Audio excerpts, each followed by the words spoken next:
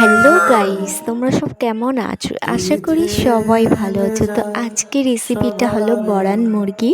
আমরা কাঠের উড়নে কিভাবে বড়ান মুরগিটা রান্না করেছি, চলো রেসিপিটা শুরু করা যাক।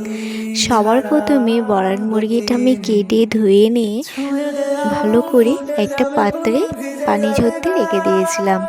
তারপরে কড়াইটা গরম হয়ে গেলে কড়াইতে তেল দিয়ে কড়ার তেলটা ভালো করে গরম করে নেব। তো বন্ধুরা, এখন আর সেরকম কেউ তো সব সময় তো গ্যাসে রান্না হয়, এবারে একটু কাঠের উনুনে রান্নাটা একটু দেখায়। চলো, সবার প্রথমে দুটো তেজপাতা আমি কড়াইতে দিয়ে নিয়ে তারপরে পেঁয়াজ কুচিটা দিয়ে নেব। তারপরে একটু ব্রাউন ব্রাউন কালারে ভেজে নেব। তো বন্ধুরা, এখন আর সেরকম কাঠের উনুনে কেউ রান্না করতেই চায় না। তো এখন সবার গ্যাস হয়ে গেছে, গ্যাসেই রান্না। যারা একটু মধ্যবিত্ত পরিবার আছে তারাই একটু গ্যাসের চুলোয় রান্না অতটা করে না, কাঠের চুলোয় রান্নাই বেশিরভাগ করতে দেখেছি। তো বন্ধুরা, আমি তোমাদের সাথে ব্লগ ভিডিও শেয়ার করব, রান্নার ভিডিও শেয়ার করব। তোমরা আমাকে অবশ্যই কমেন্ট করেই জানাবে যে কোন ভিডিওগুলো বেশি ভালো হচ্ছে। তো দেখতেই পাচ্ছ পেঁয়াজটা একটু ব্রাউন ব্রাউন কালার টাইপের হয়ে যাচ্ছে। তো আরেকটু ভালো করে আমি লাল লাল করে নেব। বন্ধুরা, তোমাদের এত কষ্ট করে আমি রান্নার ভিডিও শেয়ার করি, কিন্তু তোমরা কেউ আমার ভিডিও কমেন্ট লাইক কিছুই করো না। তো প্লিজ প্লিজ আমার ভিডিওতে একটু লাইক কমেন্ট শেয়ার করো, যাতে আমি পরবর্তী নতুন ভিডিও ভালোভাবে আনতে পারি। তো দেখতেই পাচ্ছ পেঁয়াজটা কি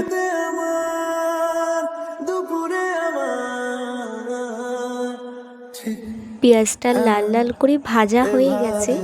এবার আমি মশলাগুলো দিয়ে নেব।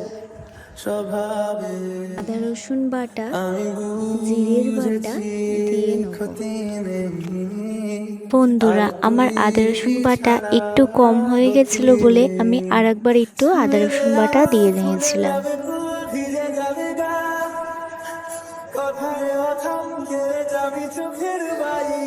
আদা রসুন বাটাটার পেঁয়াজটা আমি ভালো করে ভেজে নেব। পেঁয়াজটা ভালো করে ভাজা হয়ে গেলে এবার আমি মাংসটা দিয়ে নেব।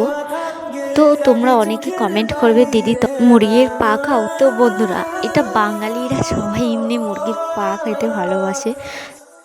তো আমার দাদু আর আমার দাদিমা মুরগির পা খেতে খুব ভালোবাসে, ওই জন্যে। তারপরে মাংসের স্বাদ মতন নুন দিয়ে নিয়েছে। নুনটা ভালো করে মাংসের মধ্যে মিশিয়ে নেব। তুই থেকে যা স্বভাবে, আমি বুঝেছি মাংসটা ভালোভাবে মিশানো হয়ে গেছে। এবার আমি ঢাকনাটা দিয়ে দেবো কাঁচা লঙ্কা দিয়ে। এবারে ঢাকনাটা খুলে আমি এবারে মরিচের গুঁড়ো দিয়ে ভালো করে মিশিয়ে নেব। বন্ধুরা, যখন মরিচের গুঁড়োটা দিয়েছে অল্প করে, তখন সেন্টটা এত বেড়েছে মনে হচ্ছে এক্ষুনি মাংসটা খেয়ে নেই। তারপরে ভালো করে নাড়াচাড়া করে ঢাকনাটা দিয়ে এবারে কিছুক্ষণ জন্য রেস্টে দিয়ে ফের ঢাকনাটা তুলে আরেকটু নাড়াচাড়া করে নিচ্ছিলাম। মাংস থেকে অনেক তেল বেরিয়েছে, প্রচুর প্রচুর।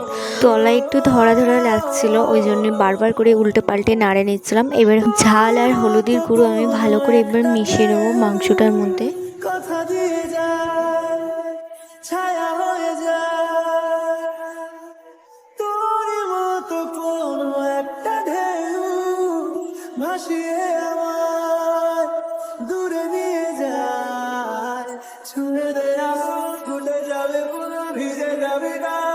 এবারে ঢাকনাটা চাপা দিয়ে নেব।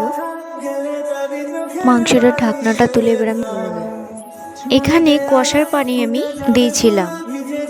তো আরেকটু ভালো করে আমি কষার পানি দিয়ে কষিয়ে নিচ্ছিলাম। তো বন্ধুরা, কাঠের উনুনে রান্নাটা এত সুন্দর টেস্ট হয়েছে, তোমার কি বলবো। আর তোমাদের বাড়িতে যদি কাঠের উনুন থাকে তো এইভাবে একবার রান্না করে দেখবে, খুব সুন্দর খেতে হয়েছিল, দারুণ টেস্ট হয়েছিল। ঝোলটা টেনে নিলে এবার আমি ফের ঝোল দিয়ে দিয়েছি। তারপরে ঢাকনাটা চাপা দিয়ে দিয়েছি। তারপরে আরেকটু ঢাকনাটা তুলে ভালো করে নাড়াচাড়া করে নেব।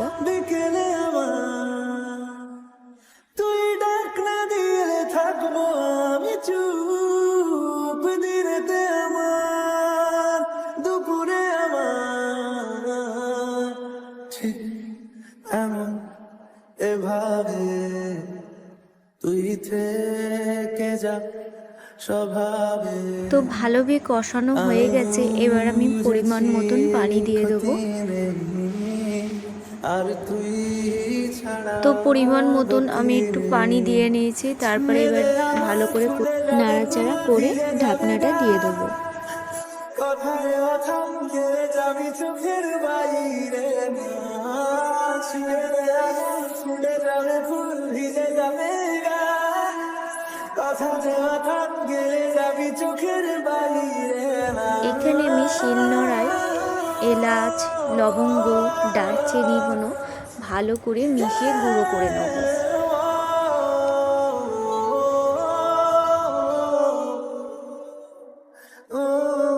গুঁড়ো করা হয়ে গেছে, এবার আমি ঢাকনাটা তুলে আরেকটু ভালো করে নাড়াচাড়া করে নেব, তরকারিটা যাতে পুড়িয়ে না যায়। তুই থেকে যা স্বভাবে, আমি বুঝেছি কালারটা কত সুন্দর এসছে বন্ধুরা, দেখতেই পাচ্ছ। তুই ছাড়া গতি নেই, ছুঁয়ে দেয়া ফুটে যাবে ফুল ভিজে যাবে গা। ওপর থেকে প্যাকেটের মিট মশলা একটু ছড়িয়ে দিয়েছিল হালকা করে। তারপরে একটু মরিচের গুঁড়ো আর ওই এলাচ, দারচিনি, লবঙ্গর গুঁড়োটা দিয়ে দিয়েছে। এবার ভালো করে নাড়াচাড়া করে নিয়েছে। এবারে ঢাকনাটা দিয়ে রেখে দেবো যাতে সেন্টটা না উড়ে পালায়। বন্ধুরা, আমার ভিডিওটা যদি ভালো লাগে লাইক, কমেন্ট, শেয়ার করো। আর দেখতে পাচ্ছ কত সুন্দর কালার এসছে, খেতে দারুণ হয়েছিল।